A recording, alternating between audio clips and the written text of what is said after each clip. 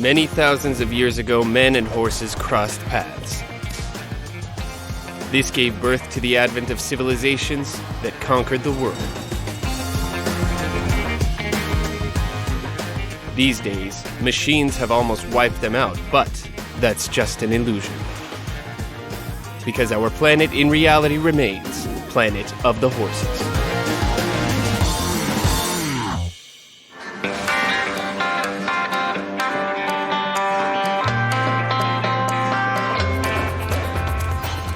Today we're going to talk about horse racing. Not about racing when you're just practicing in the fields, but about real races that have been exciting for people for thousands of years.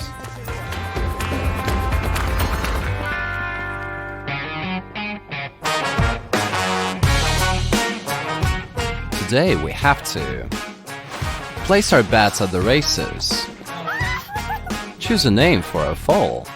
I will name her our fisherman. And experience the energy of a young steed.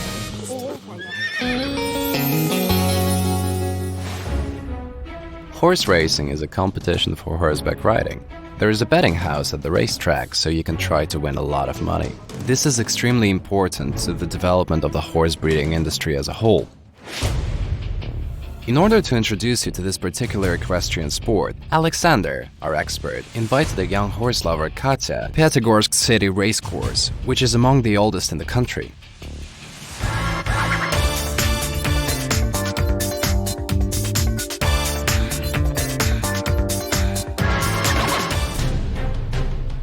For professionals, racing is a test of agility, the results of which breeders use to determine the horse's fitness for breeding. And for ordinary fans, it's a huge athletic event combined with gambling.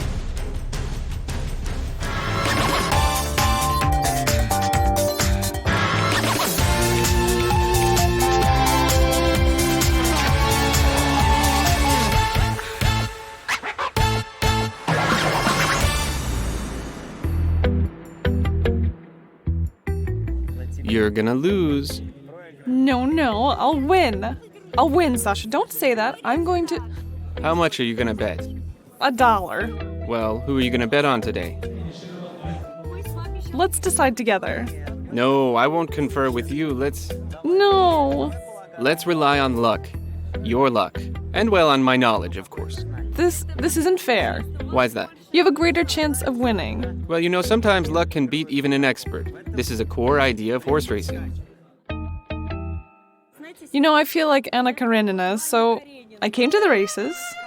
But Anna Karenina did not gamble. And I will bet on Vronsky. Frufu will fall, but I'm not Anna Karenina. I mean, not in the novel. Vronsky will fall, break the horse's back, and everything will be so cool, bright. Tolstoy made it up on purpose to emphasize Vronsky's weakness and to hint at the ending of a novel. That's what experts think now. It's almost impossible to break a horse's back.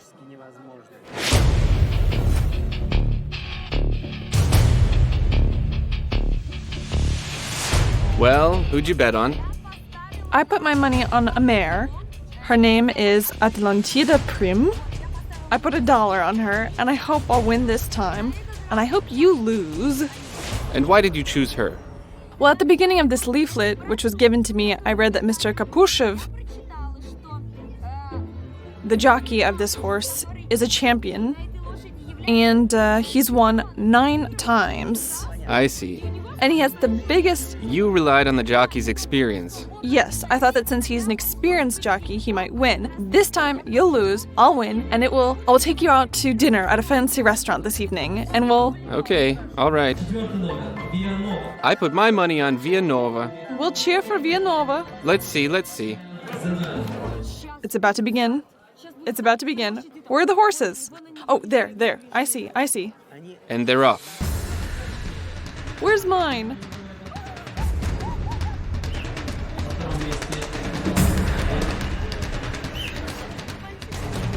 Atlantida is ahead. Run! Come on!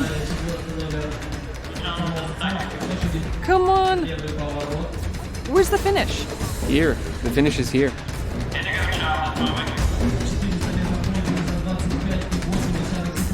Mine!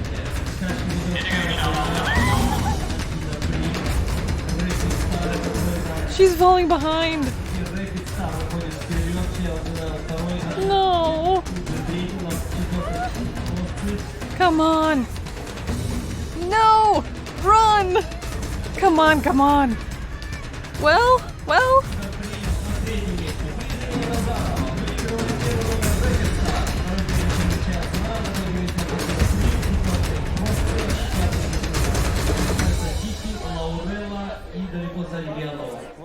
You see, my horse came in last. And I'm not even sad I lost. Think about her fate. Imagine, she was bought in the United States. She was brought here for one purpose. She didn't just fail to win. She came in total last.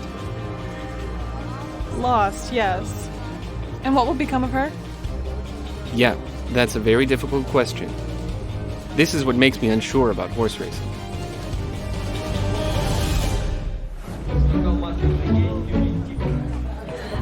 No, tell me, in general, how do you figure out to generally understand who will win? How to bet correctly? Katya, if I knew who would win with 100% certainty every time, I might already own this race course, and a couple of others as well.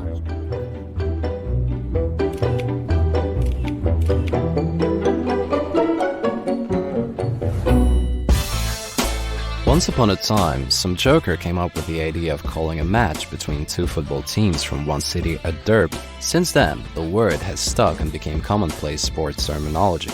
But in fact, a derby is a race of 3-year-old stallions. The name comes from the Epsom Derby, which takes place in England in the city of Epsom. It was established by Sir Edward Smith Stanley, the 12th Earl of Derby, in 1780. Today, many people associate all equine sports with racing. And here there are big sports dynasties. Mirzabek Kapushev, whose victory Katya wanted so badly earlier, is the youngest son of the famous jockey Alkaz Kapushev. What's up? We're fooling around, and we'll see. Come on, Zafar. Gilmajon is in second. Zafar is headed towards the finish line, and now Indigo Child. Come on, Zafar. The same tactics. Indigo Child is coming forward. Mirzabek. They will. He'll take it. They better not let him.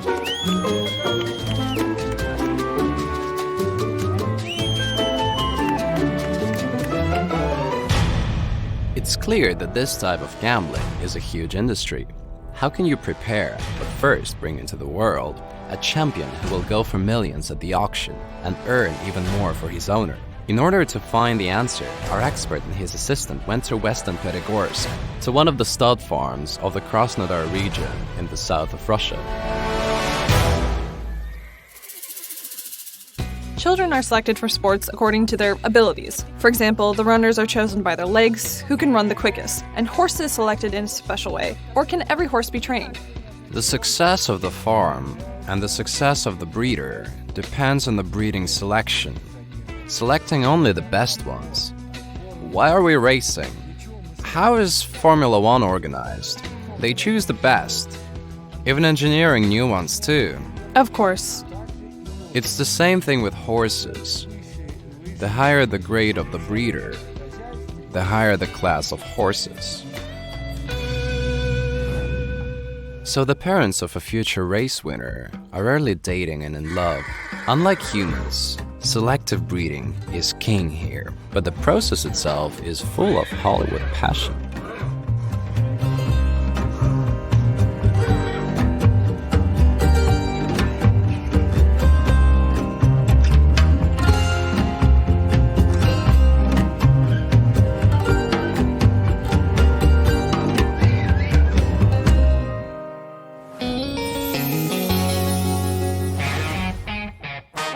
Next, we have to give a name to a newborn mare.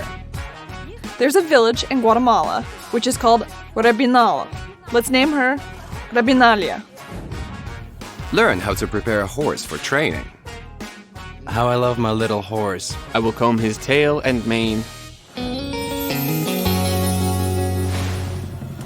In the meantime, I will tell you about the necessary preparations for any horse for any kind of work, namely, about cleaning the area around the saddle and quick general cleaning as well. You should start with the neck. Put a hard brush or a groomer on your left hand. Move like this, brushing the hair and massaging the horse's neck at the same time. People say that this is how the mother mare begins to wash their little foals. Therefore, by feeling your hand stroking it, a horse will trust and enjoy the sensation. However, the main purpose is to quickly remove the dirt from the area where the saddle will sit, between the withers and the hips. Comb the loin and the back especially carefully with a dandy brush, lifting the hair and removing all possible lumps of dirt. Then brush them off with a soft brush. Here you need to put in some real effort. This is still not exactly a visit to the salon before a ball, but just a little cleaning in front of the saddle. Of course, you could also clean the legs, but after 50 yards, they'll look the same again. Therefore, go for the zone where the saddle sits and the zone where the girth will lie. This is a very important area. The cinch is tightly pressed against the horse, and any lump of dirt can rub against their skin. Withers, back, loins, crupper. Repeat the same on the other side, and your horse will be ready for its saddle.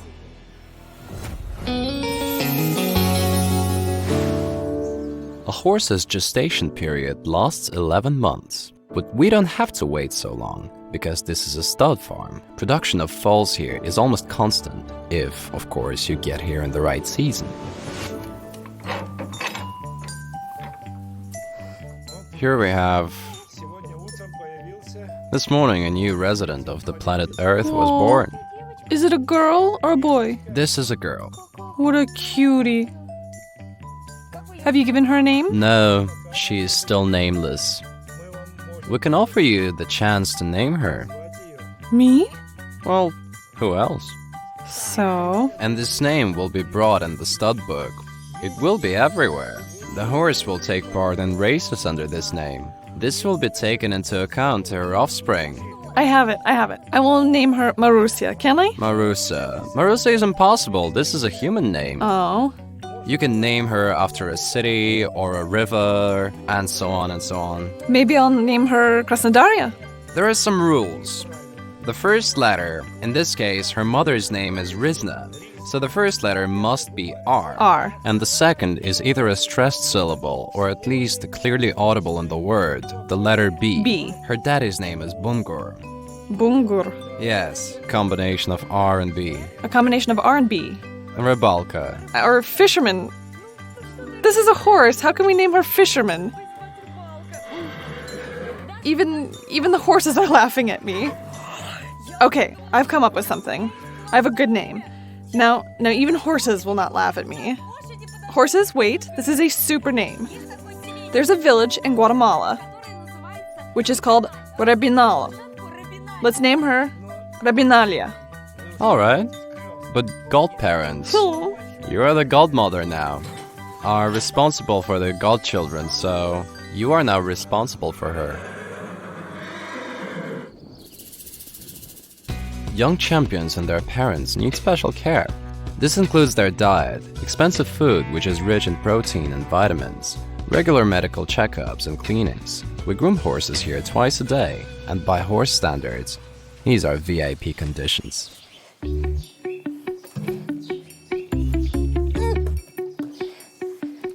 You invited me here to see the horses, said they were beautiful. I knew that I would have to do some work. This is all for you, horses.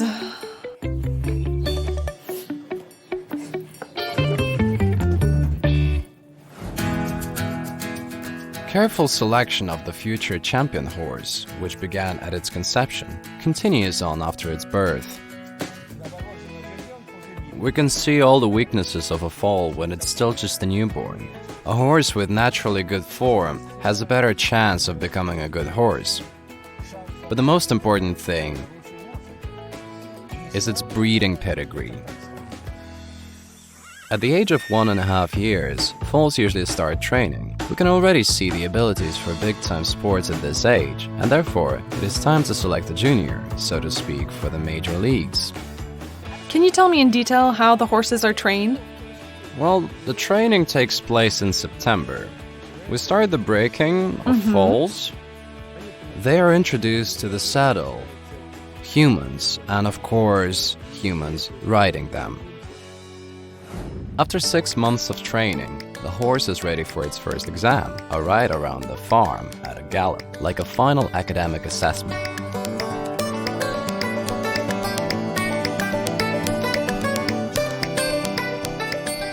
Good boy. Here, see? What's the name of this good boy? Yıldızbek. What a handsome Yıldızbek. Handsome, clever. Yıldızbek is a king star, yes? Or a star of kings. How would you translate that? Yıldızbek is a king star. When he entered this world, it seemed to me that he resembled his ancestor, Yıldız. Now we will try to ride a young horse named Yıldızbek. Working with a young, inexperienced horse is difficult and sometimes dangerous. It has not quite gotten used to the saddle and a new rider. Oh, I see. Whoa, whoa, whoa, whoop. The horse's eye is covered to reduce stress, so an inexperienced horse isn't bothered with the sight of an unknown rider. Riding an Akhalteki horse gives you a special feeling. Well, first of all, this horse appears not to be so small, not so elegant from above as it seemed to be when viewed from the side. What's more, when you feel its movement, its strong muscles, clothed in a golden skin, its most sensitive ears, which hear my every word, react to me and to everyone around me. You understand what human cooperation can be with such an elegant, powerful animal. It's simply a miracle. I will try to enjoy this opportunity a little bit.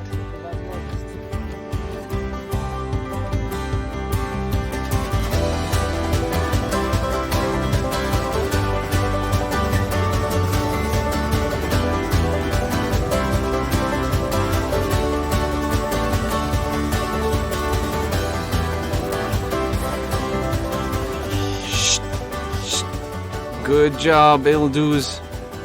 Good. Well done, good work. This horse is very energetic, and of course, hard to get to know an unknown rider. But I think you can come to an agreement with him if you have the desire and the skill. Thank you, Yıldız.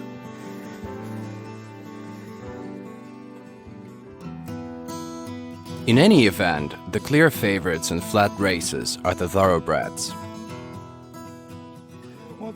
Here comes the stallion Rusol, the son of Mojgan and Rwanda. Followed by Meroma, the daughter of Mojgan and Rizna. All of your breeding. They were all born here in this farm. Now they're being tested in the hippodromes of Pitagorsk, Krasnodar. See, here's the, like they say, form of a horse. He has developed muscles. He is of a typical Russian blood. Russian, because... That means a Russian Arabian stallion is Russian English. Because each country has its own bloodlines. Here's the deal.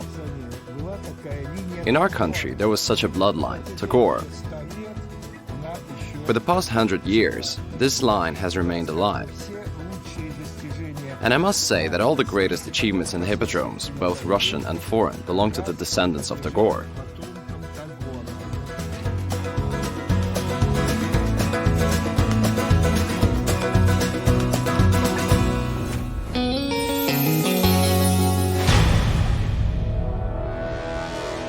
It's interesting to note that the teams in Formula One are called stables. They borrowed this term from the horse races for a reason. The Formula One races first appeared in the United Kingdom, and old stables served as garages for racing cars at first. Well, we're going to one of the oldest stables in Russia, the Moscow Hippodrome. Theater always begins in the dressing room. And at the hippodrome, everything begins in the stable. This stable is more than 50 years old, but it is still very spacious, airy, and comfortable for the horses, as keeping all the horses in perfect condition is of course the most important thing at the hippodrome.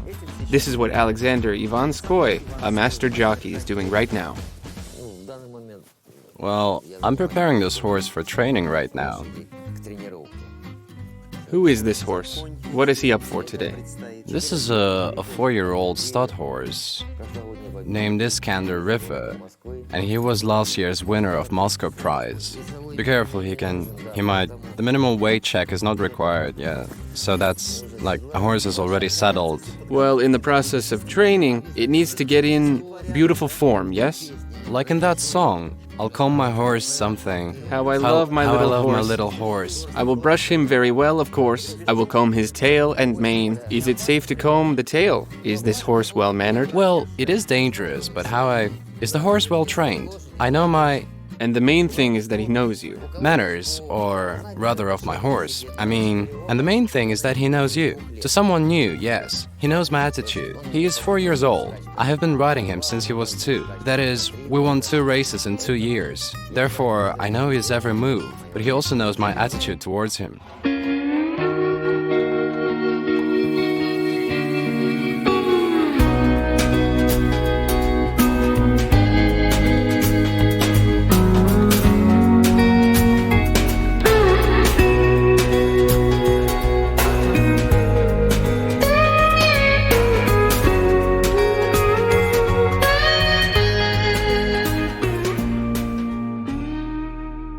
Alexander, how old was the oldest horse you ever raced on? 8 years old. Yes, 8 years old. So judging by equestrian standards, he had 2/3 of his life left. His life, but not his racing life. And what is the length of a jockey's active career? I will be 50 years old in a couple of weeks. I'm physically fit and feeling well, so this really depends on the person, on the jockey, how he prepares himself for his work, and his profession. Well, I imagine injuries, stress, maybe rocky relations with colleagues, owners, and coaches all the time. Does this wear you out or vice versa, make you stronger? You just need to enjoy your profession. I love my profession very much. I came a long way to end up here, so I intend to move onward and upward, to warm up, and this gingers me up. So the racing age of a horse is very short compared to its full life. The lucky horses are used for breeding. How can such a horse be used for anything else if it has become hardwired for racing? But it did not become a winner and left the racing profession. What happens to them? Perhaps they're used for livery and kids ride them. But how can a horse who was hardwired to immediately take off whenever gates are open be used for livery? Indeed, it is possible. The program and coaching principles are changed, so the attitude of the horse changes too. They can be used in sports, show jumping, or steeplechase. Okay, now the question which gets everybody's attention, the jockeys. They know horses better than anybody. If they make a bet, do they often win? You know, practically all of them, all my colleagues, and 90% of them are my close friends. Believe me, nobody bets and gambles off the tote board. Is it not something that's done? Is it unprofessional or just not your business? How can you explain it? I can say that it's not our business. We just don't need it.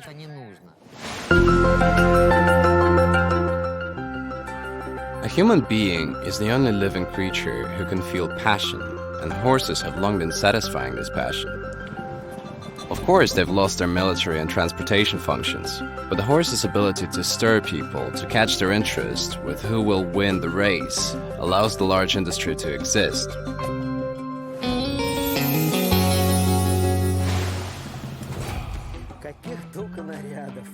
What a range of different attire people have made up for horses. But this was understandable at first. Horses needed to be protected during battle, or they needed to be decorated with frightening and impressive suits of armor. In Turkmenistan, they still put streamers on their horses to protect them from evil spirits. Of course, now horses have lost their military function, but to the eye of a man, beauty still requires a pretty outfit. That's why people have invented fine materials which are put under the saddle.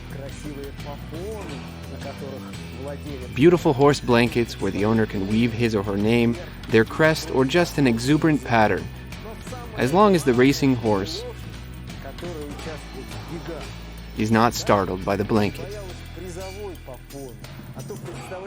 Imagine if someone tried to put a beautiful velvet saddle blanket with the word winner on their horse. It would get frightened and kick all the spectators and fellow racers. Such is the horse's glamorous fashion.